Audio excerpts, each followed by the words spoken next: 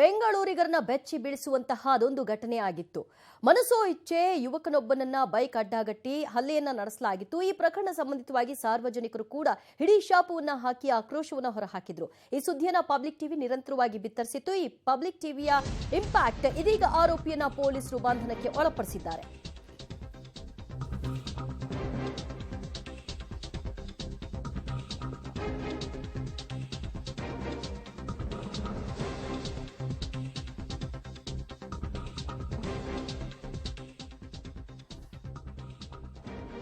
ನಡು ರಸ್ತೆಯಲ್ಲೇ ಬೈಕ್ ಸವಾರನ ಮೇಲೆ ದಾಂಧಲೆ ನಡೆಸಿದಂತಹ ಪುಂಡನನ್ನ ಪೊಲೀಸರು ವಶಕ್ಕೆ ಪಡ್ಕೊಂಡಿದ್ದಾರೆ. ಪಬ್ಲಿಕ್ ಟಿವಿ ವರದಿ ಬೆನ್ನಲ್ಲೇ ಆರೋಪಿ ರಾಕೇಶ್ನನ್ನ ಪೊಲೀಸರು ವಶಕ್ಕೆ ತೆಗೆದುಕೊಂಡಿದ್ದಾರೆ.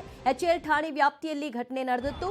ಈ ಸಂಬಂಧಿತವಾಗಿ ಸಾರ್ವಜನಿಕರು ಕೂಡ ಆಕ್ರೋಶವನ್ನ ವ್ಯಕ್ತಪಡಿಸಿದ್ರು. ಈ ಭಾಗದಲ್ಲಿ ಪದೇ ಪದೇ ಇಂತಹ ಹುಚ್ಚಾಟಗಳು, ಹುಡಿ ರೌಡಿಗಳ ಅಟ್ಟಹಾಸ ನಿರಂತರವಾಗ್ತಾ ಇದೆ. ಇದಕ್ಕೆ ಕಡಿವಾಣ ಇಲ್ವಾ ಅನ್ನುವಂತಹ ಪ್ರಶ್ನೆ ಕೂಡ ಸಾರ್ವಜನಿಕ ವಲಯದಲ್ಲಿ ಕೇಳಿ ಬಂದಿತ್ತು. ಇದೀಗ ಕ್ಷುಲ್ಲಕ ಕಾರಣಕ್ಕೆ ಈ ಗಲಾಟೆ ಏರ್ಪಟ್ಟಿತ್ತು ಅನ್ನೋ ಕಾರಣ ಕೂಡ ತಿಳಿದು ಬರ್ತಾ ಇದೆ. ರಾಕೇಶ್ನನ್ನ ಪೊಲೀಸರು ವಶಕ್ಕೆ ಪಡೆದು ಇನ್ನಷ್ಟು ವಿಚಾರಣೆಯನ್ನ ನಡೆಸ್ತಾ ಇದ್ದಾರೆ. ನಮ್ಮ ಪ್ರತಿನಿಧಿ ಅಂಬರೀಶ್ ರಿಂದ. ಅಂಬರೀಶ್, ಬಹಳಷ್ಟು ಎಲ್ಲರನ್ನು ಬೆಚ್ಚಿ ಬೀಳಿಸುವಂತಹ ಘಟನೆ ಅದಾಗಿತ್ತು. ಇದೀಗ ಆರೋಪಿಯನ್ನ ವಶಕ್ಕೆ ಪಡ್ಕೊಂಡಿದ್ದಾರೆ. ನಿಖರವಾಗಿ ಘಟನೆಗೆ ಕಾರಣ ಏನು ಅಂತ ಈಗ ತಿಳಿದು ಬರ್ತಾ ಇದೆ. ಈಗ ಖಂಡಿತವಾಗ್ಲೂ ಸಹ ಬೆಳಿಗ್ಗೆನೂ ಸಹ ಪಬ್ಲಿಕ್ ಟಿವಿ ಈ ಬಗ್ಗೆ ವರದಿ ಪ್ರಸಾರ ಮಾಡಲಾಗ್ತಿತ್ತು. ಏನಂತಂದ್ರೆ ವರ್ತೂರು ಮರತಳಿಯಿಂದ ವರ್ತೂರಿಗೆ ಹೋಗ್ಬೇಕಂತ ಮುಖ್ಯ ರಸ್ತೆಯಲ್ಲಿ ಒಂದು ಈ ಘಟನೆ ಆಗಿತ್ತು ಅಂತೇಳಿ ಪಬ್ಲಿಕ್ ಟಿವಿಲಿ ವರದಿ ಆಗ್ತಿತ್ತು.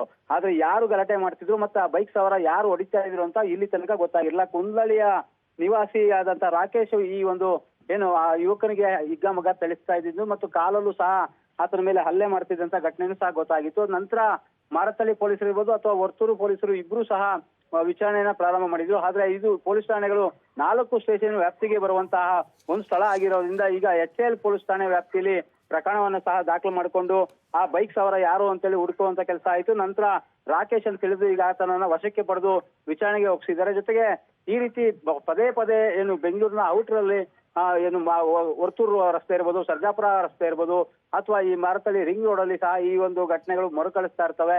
ಹಾಗಾಗಿ ಪೊಲೀಸರು ಈ ರೀತಿ ಒಂದು ಆರೋಪಿಗಳ ಮೇಲೆ ಕ್ರಮ ಕೈಗೊಂಡಾಗ ಅಷ್ಟೇ ಬೈಕ್ ಸವಾರ ಇರ್ಬೋದು ಅಥವಾ ಯುವತಿ ಹೋಗ್ಬೇಕಾದ್ರೆ ಒಂದು ನಿಟ್ಟುಸಿರು ಬಿಟ್ಟು ಹೋಗ್ಬೋದು. ಯಾಕಂದ್ರೆ ರಾತ್ರಿಯ ಸಮಯದಲ್ಲಿ ಈ ರೀತಿ ಹಲ್ಲೆಗಳನ್ನ ಮಾಡ್ತಾ ಇದ್ದ ಪುಂಡ ಪೋಖರಿಗಳಿಗೆ ಒಂದು ತಕ್ಕ ಪಾಠ ಕಲಿಸಿದಂತ ಆಗಿದೆ. ಈಗಾಗಲೇ ಏನು ಎಚ್ಎಎಲ್ ಪೊಲೀಸ್ ಠಾಣೆಯಲ್ಲಿ ಈಗ ಆತನನ್ನ ವಶಕ್ಕೆ ಪಡೆದು ವಿಚಾರಣೆಯನ್ನ ಮುಂದುವರಿಸಿರುವಂತದ್ದು.